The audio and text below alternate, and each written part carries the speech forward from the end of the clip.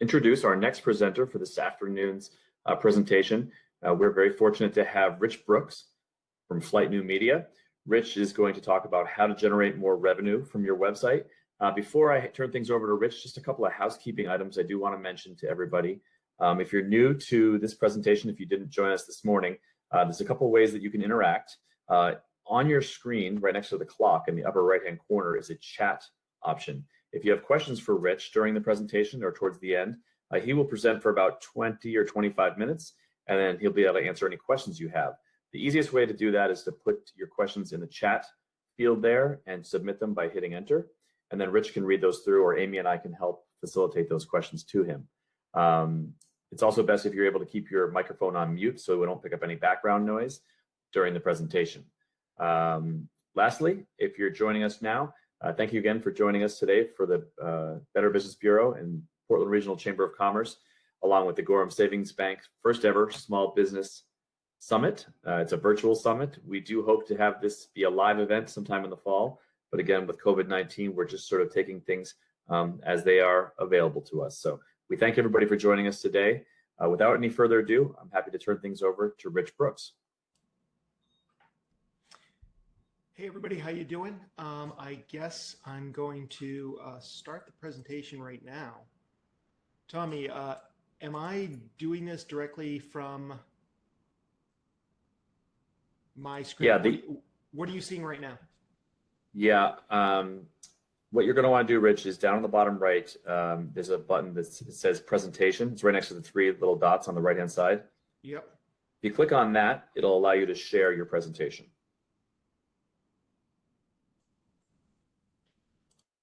And I'll ask Amy to let me know if it comes through, because I'm still seeing my screen. Yep. Rich, it looks like you've got it right, because I could see you coming up there. All right. And so do you see one big screen or do you see two smaller screens? One big screen. All right. Let's do this then. Today we're going to take a look at how you can generate more revenue from your website. And because we only have a short time together today, I'm going to oversimplify the process of generating more revenue at your site. Basically, it comes down to driving more qualified traffic to your website and increasing the conversion rate at your site. In other words, getting people to take a desired action. It's as simple and as challenging as that. And also, because of our limited time, I'm going to focus on actionable tips that you can do yourself. But at the end, I'm going to share with you where you can get some additional resources to fill in the gaps. So why and why now? Well, websites have been a necessary tool for marketing, communications, and sales for years now.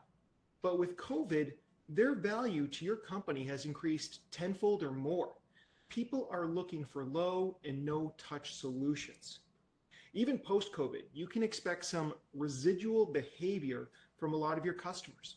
A desire to do all of their research before they visit your place of business, to sign up for curbside pickup, to book an appointment, or to buy now right from your website. And for a lot of customers, the ease of use and the ability to conduct more of the buying process online is going to be the deciding factor for who they choose to do business with. Now at Flyte, the digital agency that I founded 23 years ago, we use a methodology we call the BEAR Essentials of digital marketing. And BEAR stands for build, attract, retain, and evaluate. So build is all about building that website that turns visitors into customers. Attract is about getting them there in the first place, and that's primarily through search engine optimization, social media, and digital advertising. Retain is about staying in front of them after they've left your website, with the #1 tool being email marketing and retargeting being a good secondary tool. And lastly, just to evaluate everything, using tools like Google Analytics to understand what's working and what's not working at your site so you can improve it. Now, for those of you who don't know who I am, my name is Rich Brooks, and I'm the president of Flyte New Media. I'm also the founder of the Agents of Change, which is a weekly podcast and an annual conference all about search, social, and mobile marketing so that you can attract more quality visitors to your site. I'm also the tech guru on 207, the evening news program here in the state of Maine on the NBC affiliates. I wrote a book called The Lead Machine, The Small Business Guide to Digital Marketing. And most recently, I co-founded Fast Forward Maine, a podcast, webinars, and live events for growing Maine businesses. So as I mentioned, there's really two parts to generating more revenue at your website. And the first part is about getting that qualified traffic to visit you. And for me, so much of that comes down to getting found at the search engines. Now, why do I think this is so important? Because when do you Google things? When you have a need, when you have a pain point. Now, whether people are searching for lower back pain, beginner stretches, or chiropractor near me, they're showing that they have a need. And if you are a chiropractor near them, well, you need to be one of the top results. So how do you get there? The first thing you're going to want to do is uncover what your ideal customers are searching for at Google. Now at Flyte, we have a lot of powerful, expensive agency level tools. But if you're going to do this on your own, you might want to start with Ubersuggest at ubersuggest.com. It's a good free solution. And what you want to do is pop your keywords that you think people are searching for into Ubersuggest. Here I've got one queued up for back pain and another one for chiropractor near me. And you can see from this results that we get the search volume, how many people are searching in a given month on this phrase, how the SEO difficulty, how difficult it's going to be to rank for this on a scale of 1 to 100, how difficult it will be to show up in the paid results, and then what the cost per click would be is if we do decide to do paid search here. Also, a couple of other interesting things you might note here is that the mobile volume for both of these two search terms is higher than the desktop volume. Also, in both of these situations, more than half the people who did the search didn't actually even end up clicking on anything. And maybe not surprisingly, nobody under 18 is looking for any of these topics. Good on you, people under 18. Also, further down the page, this is, I think, really where you want to focus on, Ubersuggest will generate keyword ideas, similar phrases that you might want to consider for your website. So we see those in the left-hand column, and then we can also see the volume, and in the right-hand column, how difficult it would be to rank for these phrases. So what I recommend you do is you take the best phrases and you put them into a spreadsheet for later use. And what the best terms are making sure that you actually offer a solution to that problem or that the solution is listed, if there's a decent amount of monthly search volume, and also, is this a phrase that you think that you can rank for based on the difficulty? Now, let's do a little competitive research while we're here. Put those keywords that you found into Google. What do you see? Do you see an ad at the top of the page? Check. Then you're going to need to invest in paid search because Google believes there's commercial intent for this query. Do you see a local pack? Check. Then you're going to need to invest time in local SEO because Google believes there's local intent for this query. Now, below that, we get into the organic results. But before we dig in there, I just want to mention that there can be more elements to a search results page than just local, organic, and paid results.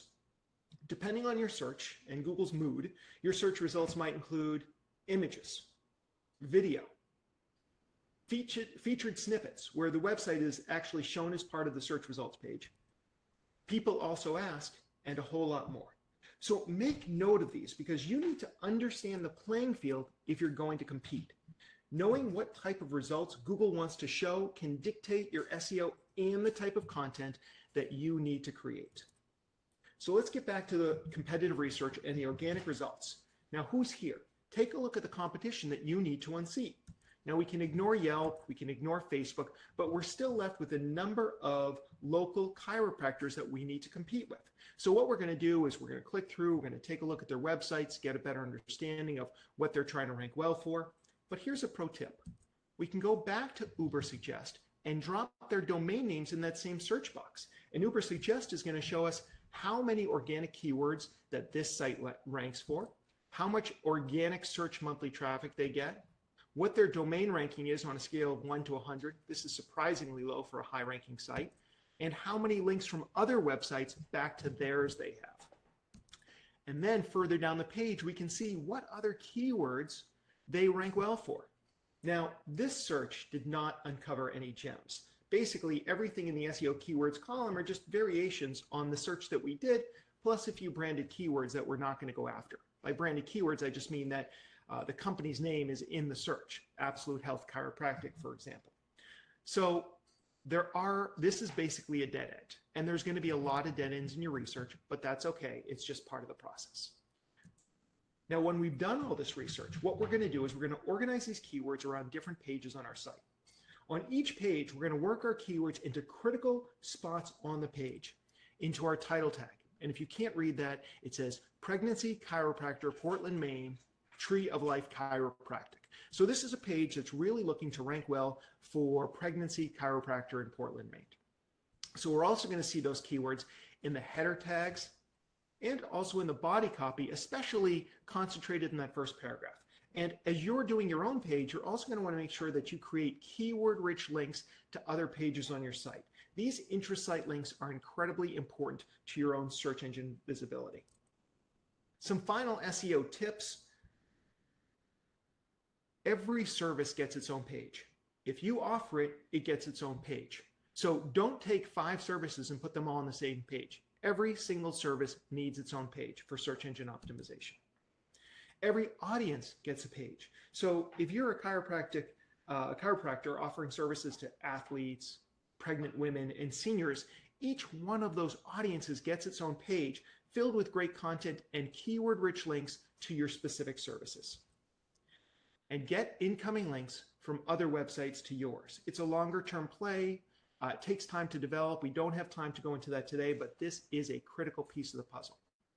Some other thoughts before we get to your website about driving traffic to your website. If you have a physical location or service industry, you're going to need to focus on local SEO to drive traffic from locals and tourists. If you're seeing those search results, the paid search, the sponsored search results at the top of the page, you're going to need to invest in paid search. That gets you in front of people who are ready to make a buying decision. And I'd also recommend taking a look at paid social for targeting specific demographics and retargeting people who visited your webpage but didn't make a buying decision.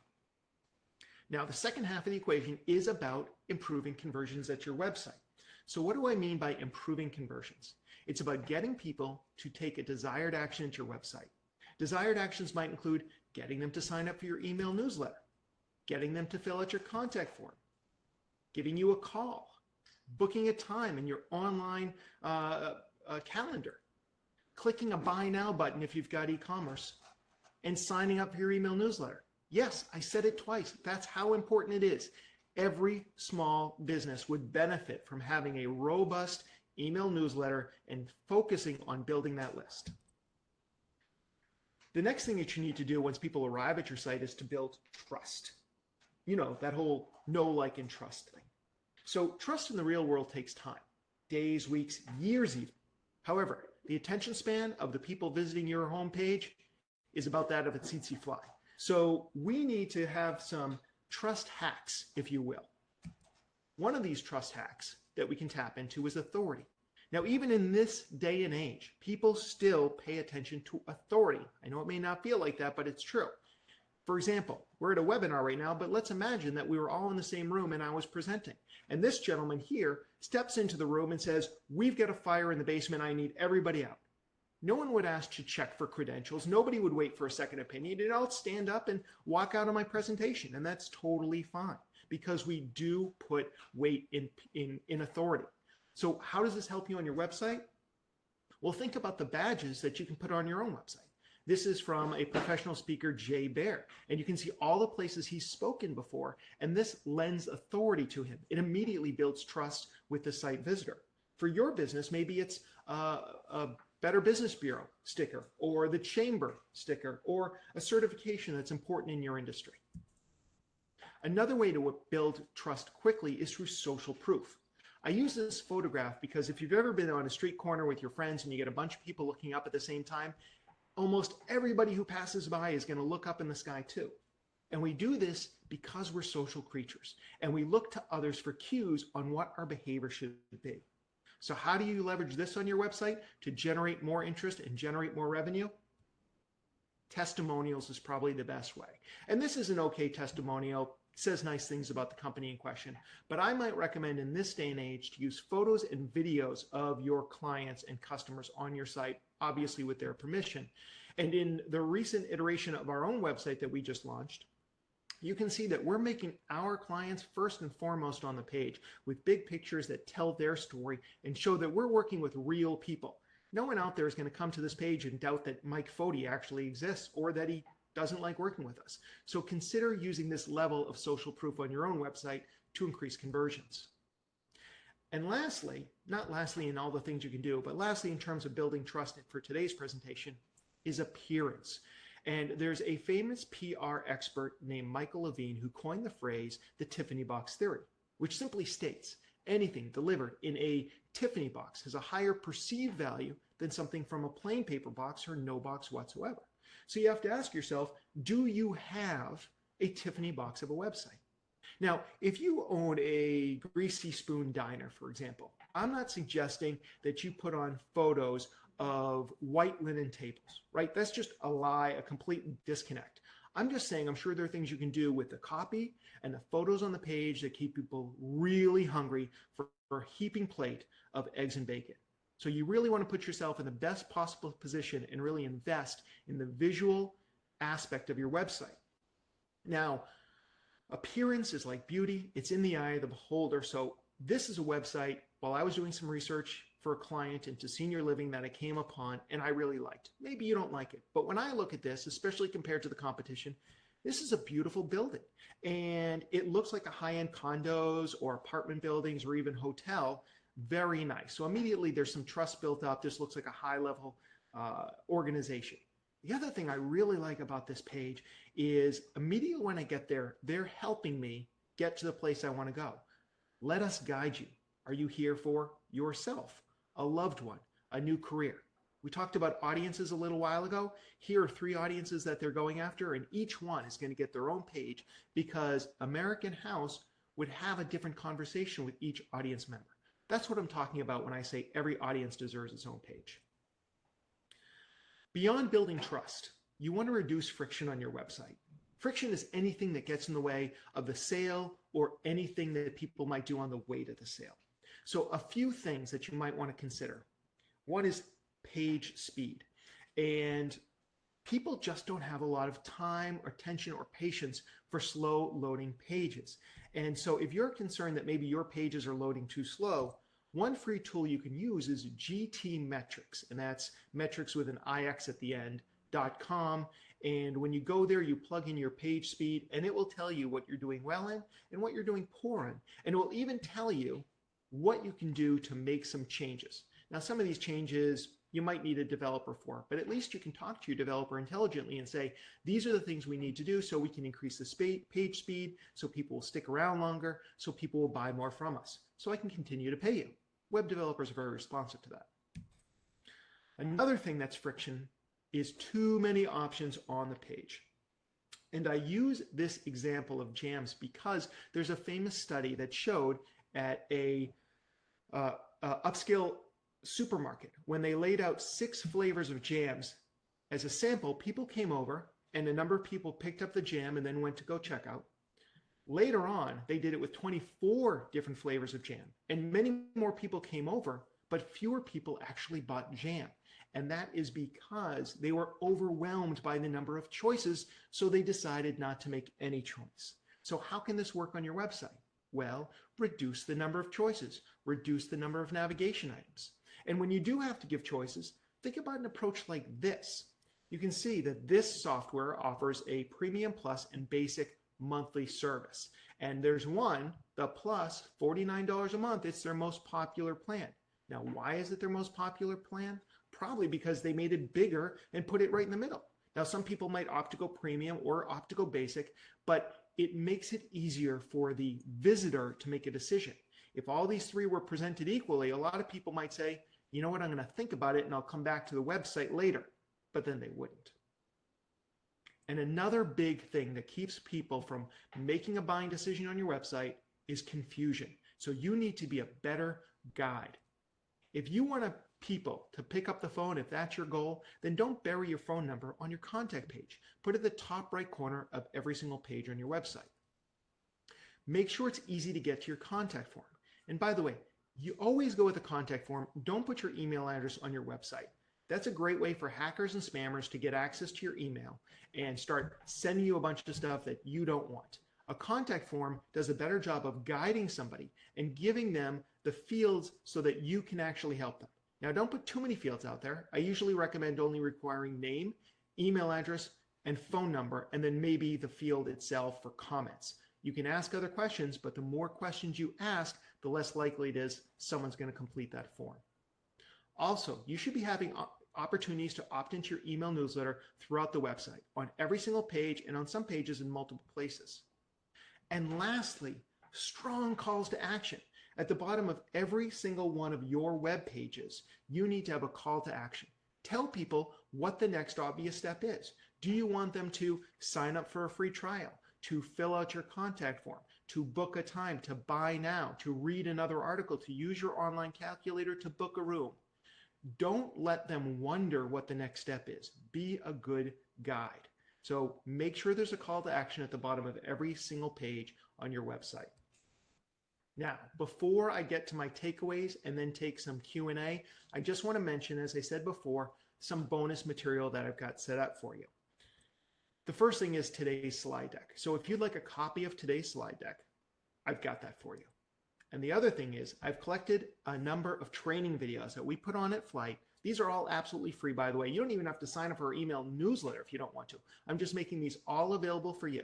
And we've got training videos on a special page all about search engine optimization, a lot more information and detail than we got into today, about email marketing, how to build your list, how to get your emails delivered, and how to get people to take action on your list, analytics, how to set up your Google Analytics, and how to measure how people are using your website so you can make continual improvements, and a whole lot more. All this information totally free, and all you need to do is go to takeflyte.com/SBS for a small business summit. You can get them right now. You can get them through the end of July. So as long as you get to them before the end of July, they're all going to be there for you.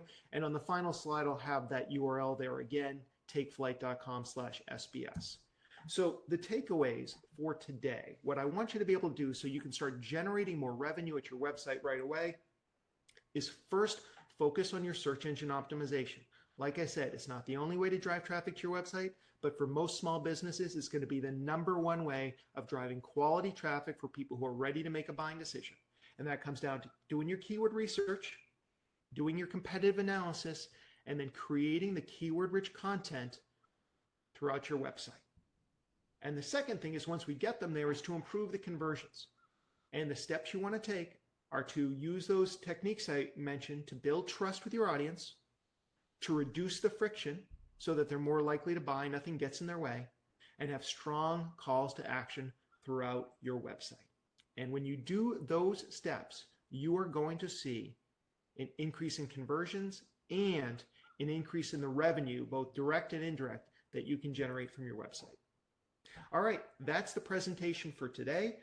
We've got about 7 minutes, so I'd love to answer any questions you might have. And Tommy, feel free to take it away from here.